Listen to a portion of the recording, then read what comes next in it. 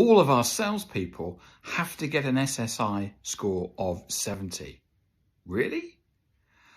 I was talking to someone the other day, and they are working with an organization that have told all their salespeople they've got to have an SSI of 70. Now, out in the land of social media and the internet, the barrier to entry for any expert is absolutely zero. So there's lots of really, really bad advice. So let's think about the Simon Sinek, start with the end in mind. So if you're a salesperson and you're told to get an SSI of 70, what do? You get an SSI of 70. So you go out onto LinkedIn and you do all kinds of spammy things that will get you that SSI of 70. I did ask, I said, so how much pipeline and how much revenue are you getting?